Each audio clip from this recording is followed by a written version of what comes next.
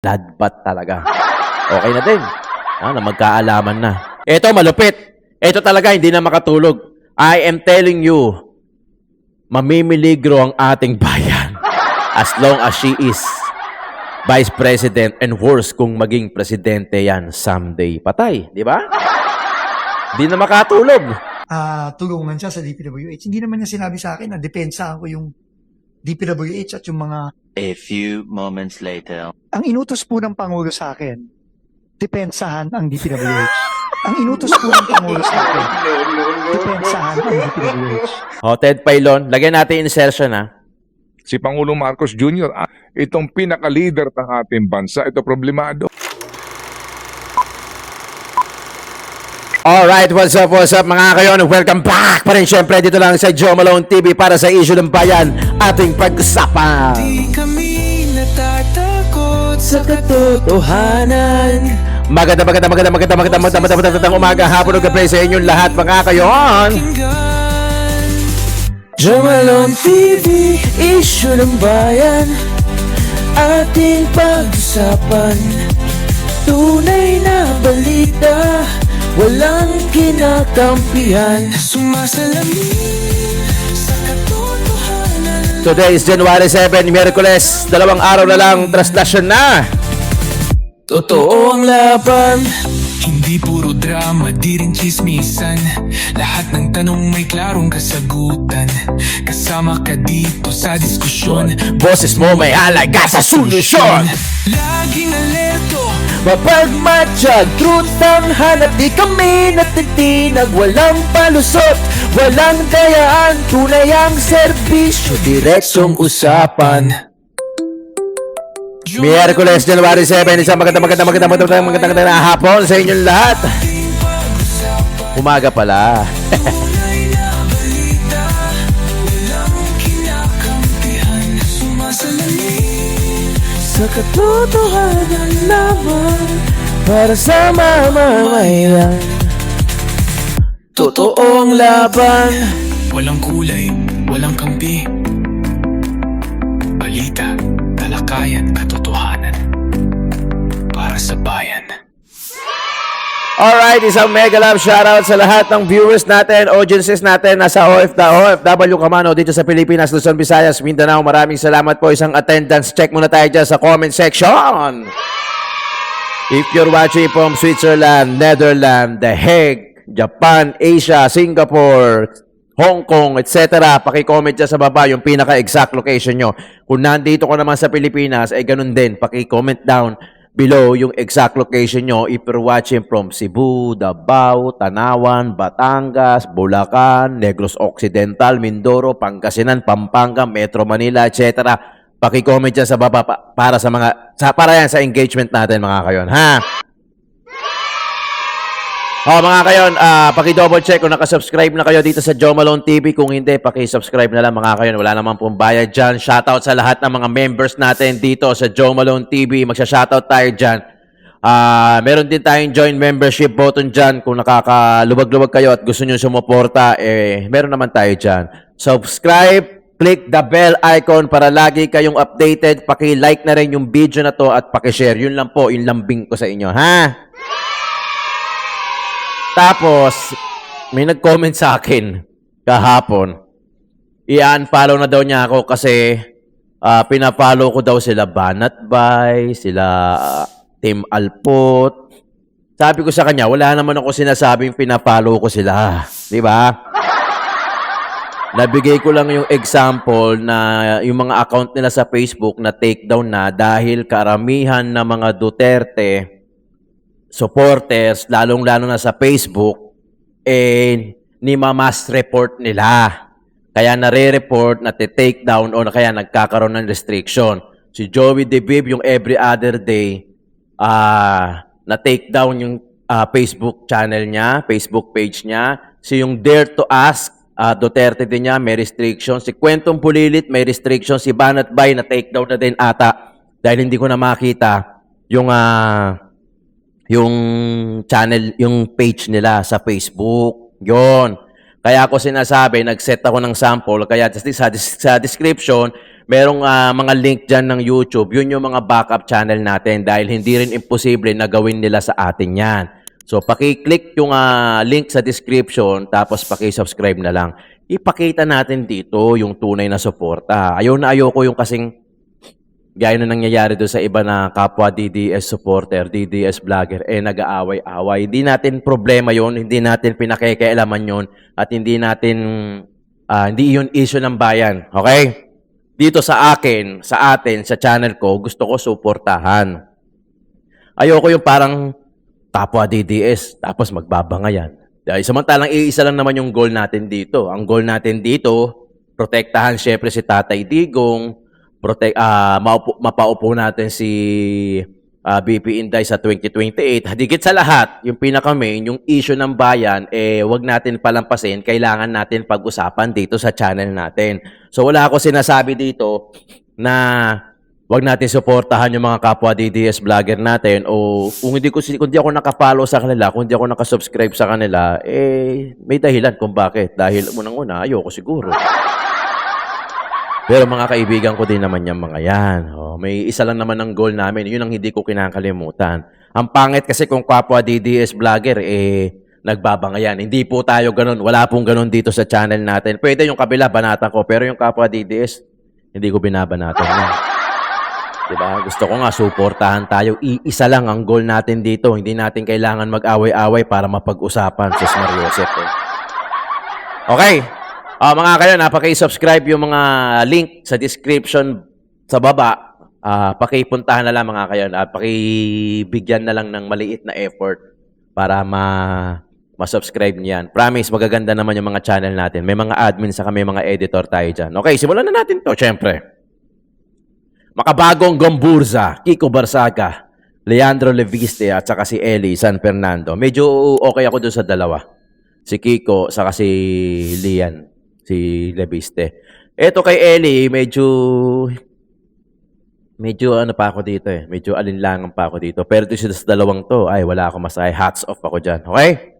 Kayo, sino ang bet nyo rito sa tatlong to? Ito bang tatlong to o dalawa lang dito o isa lang dito? Pero regardless, basta kakampi ni BP Inday Sara at sumusuporta kay BP Inday Sara at hindi lang nananamantala, ha?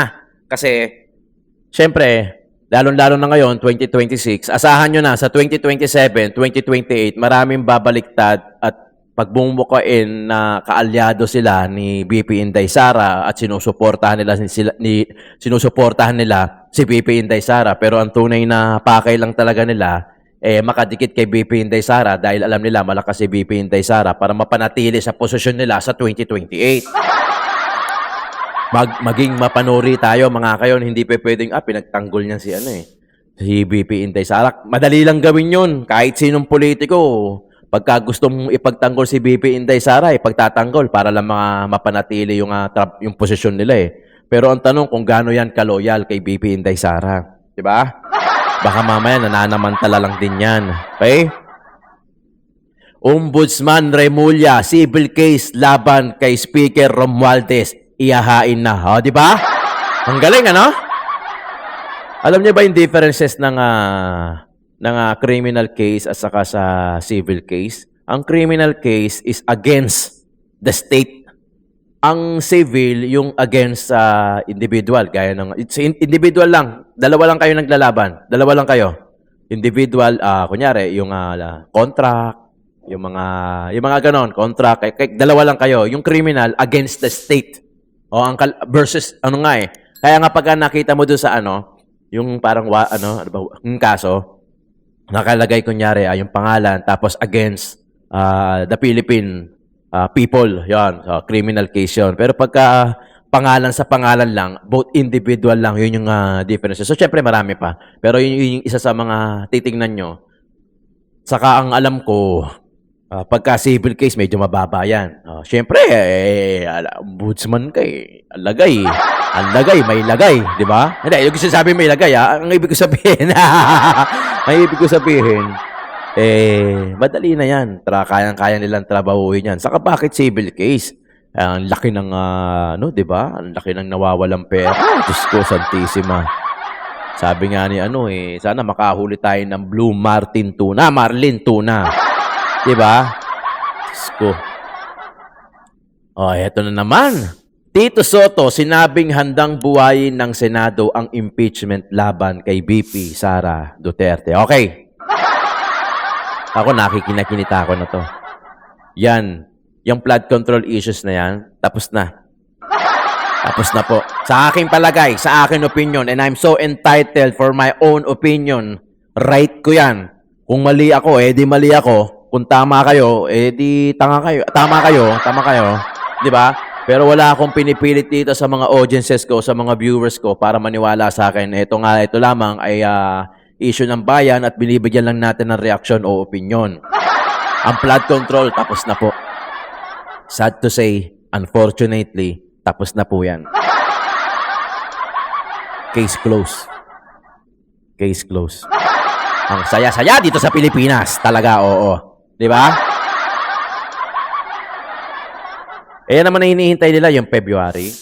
Para pagka naghain, may maghahain, sigurado. May maghahain ng impeachment labang kay BP Inday Sara. At gagawin nila yon para malihis ang usapan sa flood control issue. Believe it or not, it will happen on February. Kaya nga sinasabi nila, itong 2026, ito yung parang talagang 2028. Dito magkakalabasan. Feeling ko, ito talaga ang bloodbath. Bloodbath talaga. Ito. Hindi yung impeachment na sinasabi ni VP Inday Sara. Ito talaga yon. Ano lang. Naantala lang ng isang taon. Pero etong taon na to, ang 2026, itong pinaka-bloodbath talaga. Okay na din. Na magkaalaman na. Ito, malupit. Ito talaga, hindi na makatulog. I am telling you, mamimiligro ang ating bayan as long as she is Vice President and worse kung maging presidente yan someday. Patay, di ba?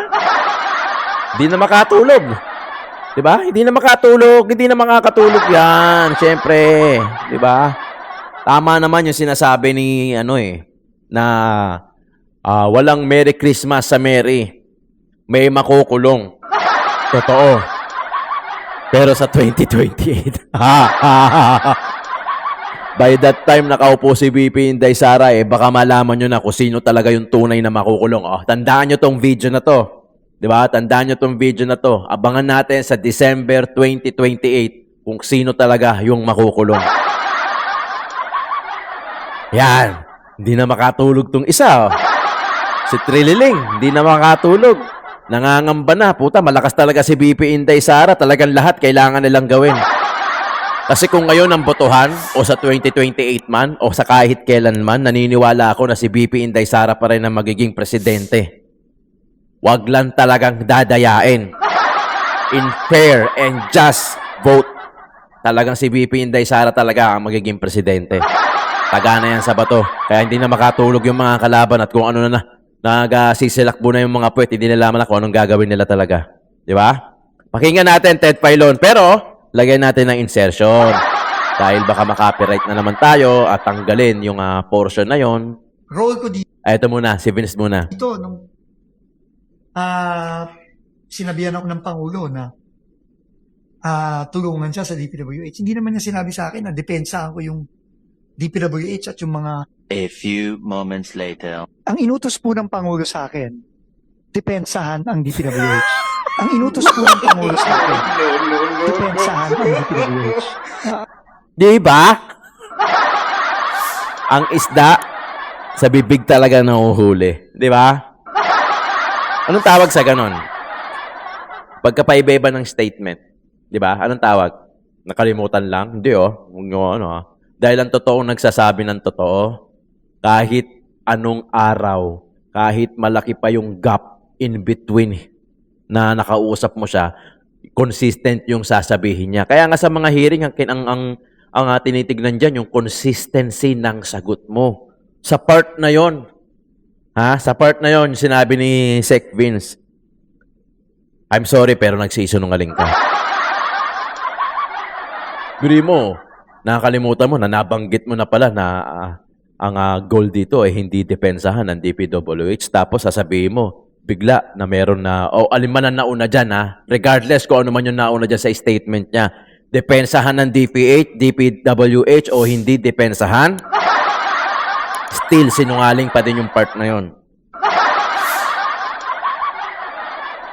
Di ba? I'm sure naman may nakausap na kayo, mga kaibigan nyo, kumare nyo, kumpare nyo. Siguro naman, hindi, eto mga viewers ko, hindi tanga tong mga to. Siguro may nakausap na kayo dyan, mga kaibigan nyo, nakita nyo na paiba-iba yung statement niya.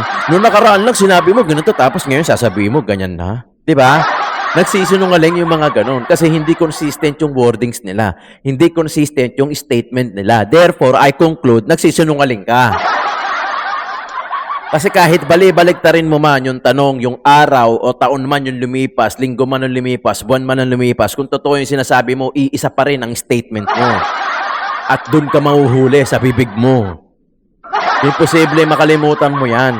Ay, nakalimutan ko. Nga pala, sinabi ko dun, depensahan. Tapos ngayon sasabihin ko, hindi depensahan. Pwede ba?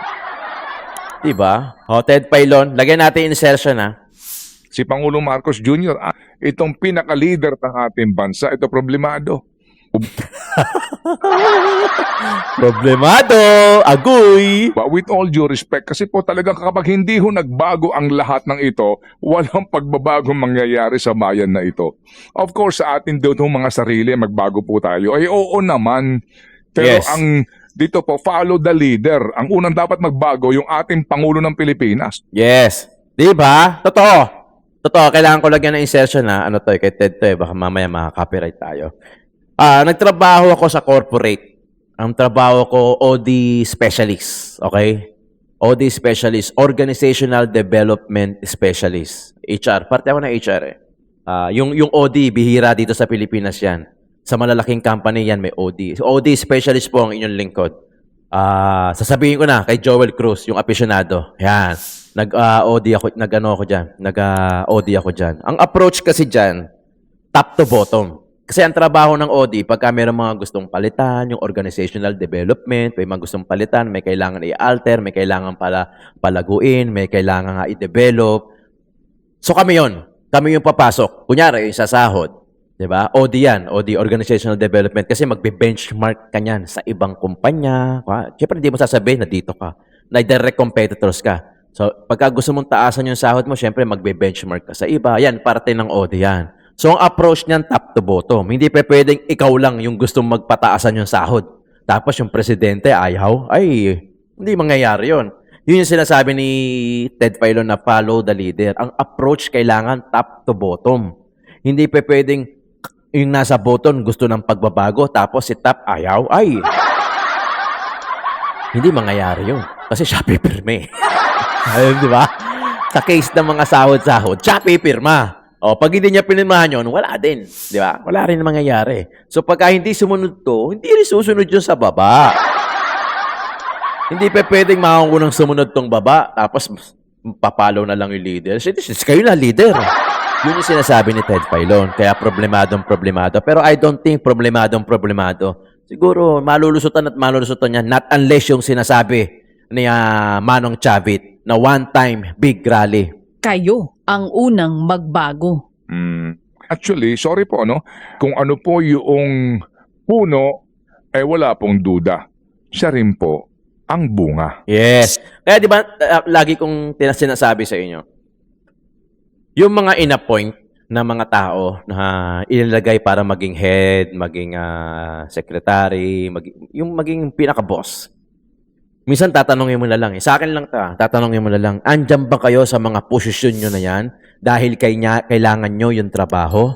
O nandyan kayo sa mga posisyon na yan dahil kailangan nyo lang depensahan at manatili dyan sa mga posisyon na yan para makontrol at hindi lumabas o hindi sumingaw yung baho? Pwede kasing ganon eh. Di ba? Pwede kasing ganon. Pwedeng ganon. Pwede talaga. Hindi na tayo bata para hindi paniwalaan na hindi pwede yan. Hindi tayo tanga para hindi natin malaman na hindi pwede yung ganon. Kasi kailangan ikaw. Ikaw ang head ng department yan. Kailangan gawin mo yung trabaho. Hindi na ganon ngayon. Minsan kaya ka nandiyan dyan. Parang larong chess. Di ba? Ano yung mga yung ano ba tawag doon, yung mga una-unang lumulusob, yung mga pawns ba yun? Ganun. Sila yung mga unang lulusob. Sila yung unang makakain. Yung mga may special skills sa baba, sila yung nasa likod, sila yung umaatake strategically. Pero yung mga iba na mga pawn lang, sila lang yung ready magpakain. Baka ganun kayo. Kaya nga maganda yung larong chess eh. Kasi yung larong chess, yun talagang mind, alam mo yun, pagalingan, patalinuhan, pagalingan ng strategy dyan. Hindi lahat tira. Pero pwedeng tira. Yung pala, nagpapakain ka lang, tapos biglang atake. Di ba? Kaya I'm sure meron din sa inyo marunong mag-chess. Di ba? Ganon yung nakikita natin ngayon. Hindi lahat na nasa posisyon na yan, nilagay yan para sa talagang kayang-kaya nilang gawin yung specific na job description nila. No! Well, I might say na kaya kayo nandiyan dyan para dumepensa lang o para magpakain lang. Di ba? Parang sa chess. O para nasa posisyon lang kayo para ma-fulfill lang yung posisyon na yan. Para dumepensa, para magpakain. Hindi talaga para, alam mo yun, sa trabaho na yan. Nakakalungkot dahil kailangan pang gawin yun para lang punuan. Hindi, alam nyo ano play nga muna tayo. Again, sabi ko nga kanina, ang pinagmumulan kasi ng lahat ng problema natin dito, politika eh. Di ba? Yes. Ngayon po, make or break year sa kanya. Yes. At yan po, mga kapatid, ay manganganak ng manganganak. Yung sinasabi po mga problemahin natin dito ho sa mga pamilya, gaya ni Aldo. Ang Sana pinakamasakit pa. Opo, sa mga pangyayaring ito, na habang ikay naghahayag ng iyong damdamin, saloobin, sentimiento, Yes! at hinaing sa gobyerno, Ikaw ang pa. turing sa iyo ay isa ka lamang nasa ibaba. Yan. Di ba? Totoo. Di ba? Kaya nga, di ba si Pokis, ang hirap eh. Ang hirap. Yung mga ganitong sitwasyon namin, mahirap. Di ba? Kasi nasa opposition side tayo eh. Di ba? Kita nyo naman. May nakita nga ako, may nakita akong post sa kabila, sa kalaban. Tapos maraming nag-heart. Tapos yung mga heart, iba-ibang pangalan. Pangalan ng, di ko malaman kung Thailander o Vietnamese. Kasi makikita mo naman yung pangalan ng Vietnamese saka mga Thailander, yung may mga ano yung mga letters. So ganoon, in short, hindi taga Pilipinas. Ano yun? Binus? 'Di ba? Number 1 kasi dito sa atin sa Pilipinas, corruption. At yung corruption na yun, pagiging greedy yan, pagiging sakim. Walang compassion, walang adherence, walang malasakit sa kapwa, di baling sila lang yung kumita, sila lang makakuha ng pera, di baling maghirap na yung taong bayan, basta sila maalwal ang buhay. Anong tawag doon? Eh di ba kasakiman? Kasakiman yun, malinaw. Dahil talagang inisip mo na lang yung sarili mo, yung kinabukasan mo, pero not knowing na kung bukas buhay ka pa. Alam nyo, kawawa yung mga biglaang namamatay. Hindi sila nagkakaroon ng pagkakataon na mag-repent. And we all know pag hindi ka nakapag-repent. You know the difference? Alam nyo yung kwento sa ano? Alam nyo yung kwento sa, di ba si Jesus pinako sa krus? Di ba meron siyang 2 katabi? 3 sila eh. Di ba? 3 sila. Si Jesus yung nasa gitna, tapos 2 kriminal magkabilang side. Alam niyo yung kwento doon? Sabihin ko na din. Yung kwento doon, it shows na parehas kriminal yung 2 ha. It shows na yung isa nagmamak, yung isa naman nagrepent. Sa huling moment nila, yung isa nagrepent. Okay, ganito. 3. Yung isa, sabi ng isa, di ba ikaw ang Mesaya? O bakit hindi mo kami iligtas? Ba't hindi mo iligtas ang sarili mo at hindi mo rin kami iligtas? So, minak niya. Minak. Di ba? Tapos yung isa, sinabi ng isa, Panginoon, sabi niya ganon, alalahanin mo ko pag nakapunta ka sa langit. So, nagrepent. Nakita kung ano yung laman ng puso.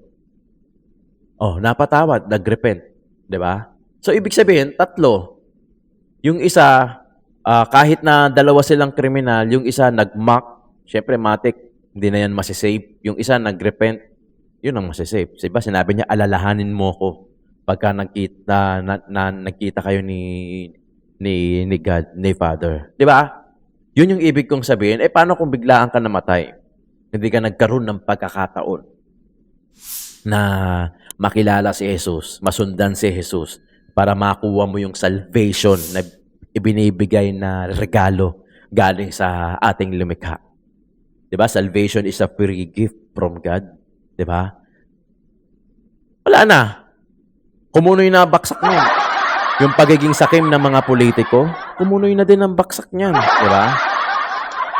Pero, syempre, lahat entitled sa kumbaga, yung salvation kasi, free yan na binibigay ng Panginoon. Depende sa puso. Kung ano yung laman ng puso natin. Depende yung kung ano yung laman ng puso natin. Kaya lagi ko sinasabi, maging grateful tayo sa araw-araw. Magpasalamat tayo kung ano yung meron tayo ngayon. Dahil hindi natin alam kung bukas andyan pa tayo. O baka mamaya hindi na tayo magkaroon ng pagkakataon, repent now. Okay? In return sa Hebrew. Yung ano ba tawag doon? Nakalimutan ko na. Bumalik tayo sa Panginoon. Bumalik tayo sa Jesus. Yun lang ang makakapag-save sa atin because Jesus is the way, the truth, and the life.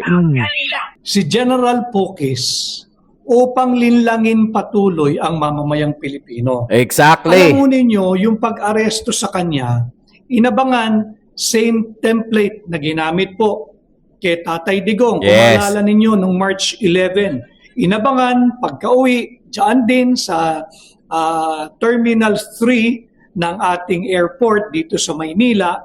At mabuti, ang malaking pagkakaiba, kung ginawa nila yung ginawa nila kahapon kay General Pokis at hindi hinokus-pokus yung pag-aresto kay Tatay Digong, siya ay dapat katulad ng ginawa kay General Romeo, Major General Romeo Omek Pokis kahapon. Dinala, prinoseso, dinala sa kampo. I believe he was subjected to the procedural medical check. At pagkatapos niyan, pag-uusapan din natin, dapat yan, agad-agad, without delay, dalin mo doon sa korte, doon sa RTC Branch 77 sa Quezon City nang walang delay, nang wala man lang anong pag-aatubili upang malaman nung nag-issue ng warrant na nakuha nyo na sa inyong kustodiya yung taong subject ng warrant of arrest. Ito ba ay ginawa kahapon? According to the personal account or narration of General Pokis, una siyang pinagkaitan ng kanyang karapatan na makausap at makasama at makonsulta Lawyer. yung kanyang mga abogado. Yes. Bawal na bawal po iyan. Malinaw po yan sa saligang batas. Hindi siya binigyan ng pagkakataon na makausap yung kanyang mga abogado. Meron ding Yun ang bendalo. Yun ang bendalo. Di ba? may natanggap din akong isang video na nandoon mismo yung isa sa kanyang mga lawyers, Topacio. si attorney Ferdinand Topacio, Yan. na tinatanong niya yung isang opisyal doon, Kung ano yung rank, ano ang iyong pangalan, Rank. ano ang iyong surname, ano yung iyong badge number. at ano yata yung service, kung police ka ba, kung AFP ka ba, kung Navy ka ba. Subalit, Hindi sumagot. wala na pong officer and a gentleman. Kitang-kita doon sa conduct or character nung kinumpronta ni Attorney Ferdy Topacio, ni hindi siya sinagot. Ang sabi, hindi po akong ground commander, ang ground commander ay nasa loob. Ang tinatanong naman ay kung ikaw ba hindi po kung ikaw ang ground commander. Ang tanong sa kanya ng isa sa mga abogado ni General Romeo Pokis, ano ang iyong pangalan? Ano ang iyong rango? Yes. Ano ang iyong badge number? Napanood ko to. Hindi sumagot yung lalaking yon. Sinasabi lang niya na hindi siya yung Grand Commander. Sapagkat hindi nga po nila ma-access yung kanilang kliyente. So mahalaga pong malagay natin sa tamang konteksto. Makikita natin with the simple definition of hocus, ibig sabihin po nun panlilin lang. Yes. Ito pong ginawa kay General Omek Pokis, Major General, ito po ay panlilin lang. Bakit? Ang gusto hong makita, kaya ho uminit ng todo ang usaping ito kahapon, ang gusto pong makita ng mamamayang Pilipinong nakaposas ay yung mga sangkot sa daang bilyong piso, trilyong piso Flood issue. flood control Yes. funds anomaly. Yung tipong mga itinuturong mastermind, nasaan na si Manny Bunuan? Si General Pokis, pagkagaling sa kanyang bakasyon mula Thailand, ang kaso po ng sedition or inciting to sedition, mas mababa po yun sa sedition eh. Yung inciting to sedition, bailable offense po yan. Tingnan po ninyo yung panghuhukus ng mga elemento ng gobyerno. Ang inciting to sedition is a bailable offense. And yet, nagmamadali po silang masakote yung taong hindi po palabas ng bansa. Si General Pokis po kahapon Papasok ay galing sa Bangkok, Thailand. Pauwi. Ibig sabihin, wala doon yung him being a flight risk. Wala po yung elemento na kinakailangan siyang agad-agad dakpin sapagkat he is in the act of fleeing the jurisdiction of the Philippine courts and of the Philippine government. Malinaw po yun, papasok siya inbound galing Bangkok, Thailand. Nagmamadali siyang arestuhin.